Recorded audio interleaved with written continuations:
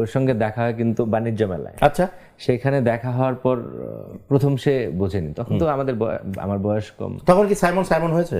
যে সাইমন যখন জীবনে ভালোবেসেছে কাউকে, কাউকে না কাউকে তো অবশ্যই হ্যাঁ হ্যাঁ, পুরুষ মানুষ ভালোবাসতেই এই যে পারে। আমার বউকে তো আমি এখনো ভালোবাসি। হ্যাঁ, অবশ্যই বাসতে হবে।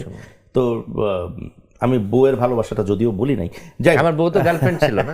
এইটাই বলতে চাচ্ছিলাম, যখন গার্লফ্রেন্ড ছিল। তো বউ যখন গার্লফ্রেন্ড ছিল তখন সাইমন যেভাবে সিনেমাতে পোড়ামনে সাইকেল চালিয়ে চালিয়ে লাইট জ্বালিয়ে জোনাক জ্বালিয়ে বা লাইট জ্বালিয়ে তার গার্লফ্রেন্ডকে পড়িয়েছে বা পড়ার সুযোগ করে দিয়েছে, ব্যক্তি জীবনে সাইমন কতটুকু ওরকম ভালো প্রেমিক? দারুণ, আসলেই দারুণ। আমি অবশ্য তুমি তোমার কথা নিজেরটা ভালো তো না, বলবে। এটা আমি মানে ওন করতে হবে তো, নাহলে আমি বলবো কোথায়।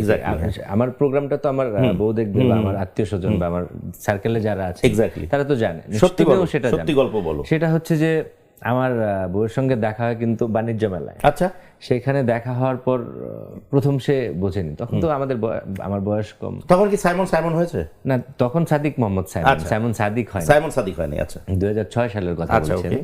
ওই বাণিজ্য মেলায় যখন তার সঙ্গে আমার প্রথম দেখা, বুঝতে পারেন তো আমার সঙ্গে আমার ফ্রেন্ড ছিল মিঠু, ওর বাড়ি সাতক্ষীরা। আমরা তখন উত্তরকাপুরের একটা মেসে থাকি আর কি, আচ্ছা, একটা গণমেসে।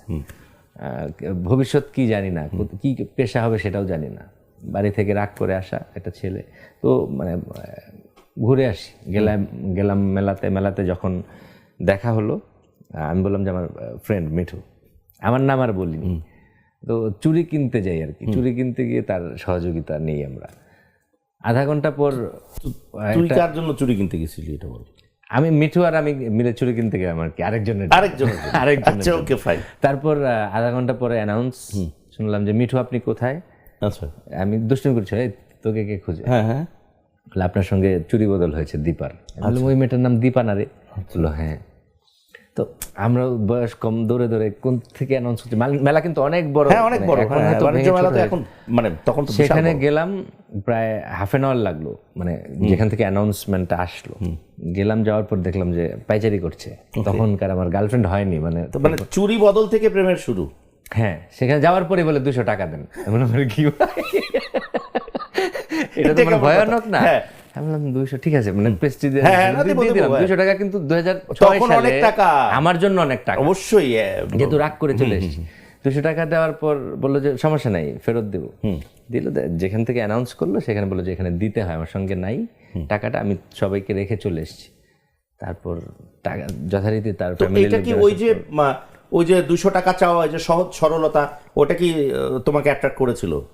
ওটা না, এরপর মানে কথা বলা, দেখা হওয়া। তখন তো সামাজিক যোগাযোগ মাধ্যম কি এত স্ট্রং ছিল?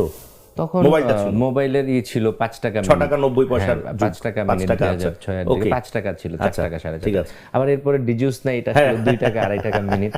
এই ওই সময়, হ্যাঁ হ্যাঁ, তখনকার সময়। আচ্ছা, এখনো প্রেমটা ওই রকমই আছে। আচ্ছা, এখনো কি চুরি টুরি কিনে দেওয়া হয়? প্রচুর। আমরা মানে আমি ফ্রি থাকলে, কারণ চুরি একটা সিম্বলিক বিষয় তোমাদের ভালোবাসার মধ্যে, এখনো কিনে দেওয়া হয়। বাহ, ভেরি গুড। বৈশাখ গেল, এবার তো ঈদের কারণে হয়নি, ঈদের তো শপিং আমরা হয় না যে ফ্রি থাকলেই ঘুরতে বের হই। এখন আল্লাহর রহমতে আমাদের 2জন বাচ্চা আছে, তাদেরকে মানুষ করা, সুশিক্ষায় শিক্ষিত করা এবং মানুষের মতো মানুষ হিসেবে আমরা দেখতে চাই। বিউটিফুল। ওইটা আরো বড় প্রেম।